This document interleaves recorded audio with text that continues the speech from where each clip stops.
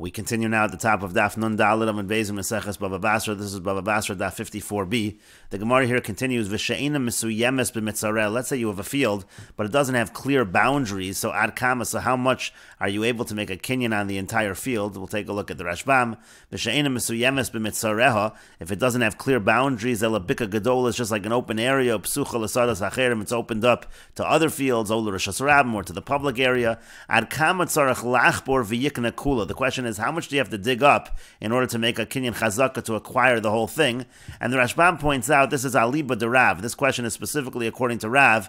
According to Rav, who said on the previous summit that if you strike a field that does have clear boundaries, then just one time, if you strike it in one area, you plow it in one area, you're going to get the entire field. So according to Rav, if it doesn't have clear boundaries, how much do you have to do in order to acquire the whole field? And the Rashbam continues, Davadai l'shmuel lo chashiva mesuyemes tfei misheina mesuyemes. Because according to Shmuel, certainly, if it's mesuyem, it's not going to be more than eina mesuyemes. Te'afilu b'mesuyemes ka'amar lo kan ela makosha. Because even if it had clear boundaries, Shmuel said you only acquire the area where you actually did the activity, where you actually plowed the earth. V'kol shekein b'sheina mesuyemes. That's for sure going to be true if there's no clear boundaries. So the question is, within Rav, who says that when there's clear boundaries, even if you just plow in one area, you get the whole field. So how much do you have to plow in order to get the whole field if it does not have clear boundaries? And the Gemara answers, Amar Papa says, Kido Azil Taira Deshuri V'Hadar. It's the amount that the ox driver goes and returns. And the Gemara continues, Amar Rav Yehuda Mar Shmuel. Rav Yehuda says that Shmuel says, Nichsei Ovid Kochavim, the property of a non-Jew, Harehen Kimidbar, it's like a wilderness. Kol HaMachzik Behen Zocha Behen. Whoever makes a chazaka is able to be zocha, is able to acquire. And the Rashbam explains, Amar Rav Yehuda Mar Shmuel, Nichsei HaOvid Kochavim, again, the property of the Ovid Kochavim, the non-Jew. The case over here is, Shemachram Ovid Kochavim LiYisrael. What happened is the non-Jew sold his property to the Jew. Shekibel Ovid Kochavim Hadamim Mimenu. The non-Jew already took the money for the sale. V'adayin lo hechzik ba Yisrael zeh hakona osam. But the Jew, he still hasn't made a kinyan chazaka.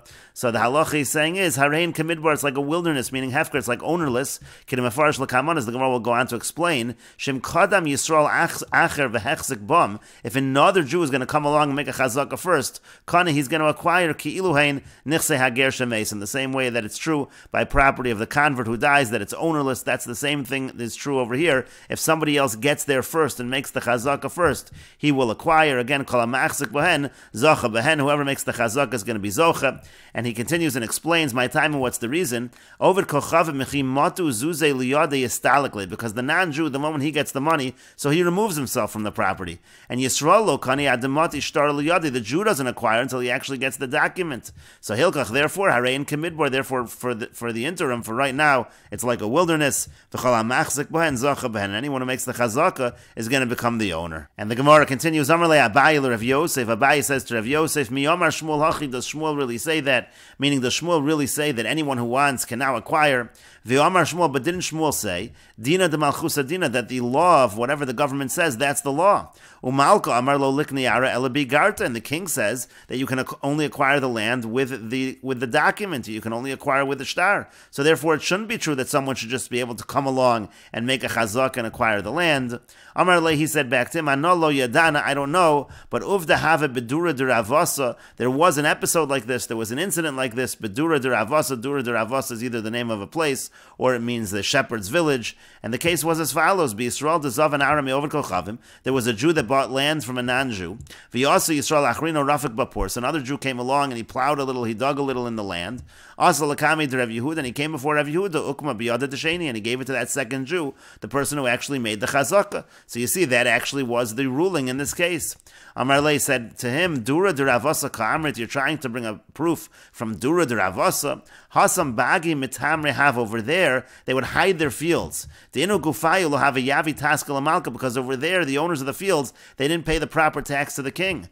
Umalkam, and the king says, Manda Yoav Taskal Lechalara, only the person who pays the tax can profit from the land, and therefore even the owners who were selling it, according to the Dina de Malchusa, according to the law of the land, they were not the owners because they weren't paying the proper tax. That's why in that particular case, it is true that the Jew who came along and made the chazaka was able to be kohen, because even the seller wasn't the real owner. You can't bring a proof from the case in Dura de Ravasa.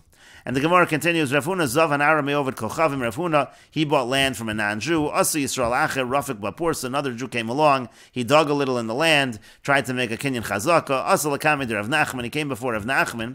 Ukma biyade, and he gave it to that individual who made the kinyan chazaka. Amar Lei, so he said to him, My daitach, what are you thinking in this ruling? To Amar Shmuel, are you thinking it's because Shmuel says, Nichsei Ovid Kochavim Harein Kemidbar, that the property of the non-Jew is like a wilderness? V'chol ha'machzik b'mzach, and anybody who makes a chazaka, he's going to be the owner, and we will continue with this discussion in the next video on Daf Nun Hey Amud Aleph.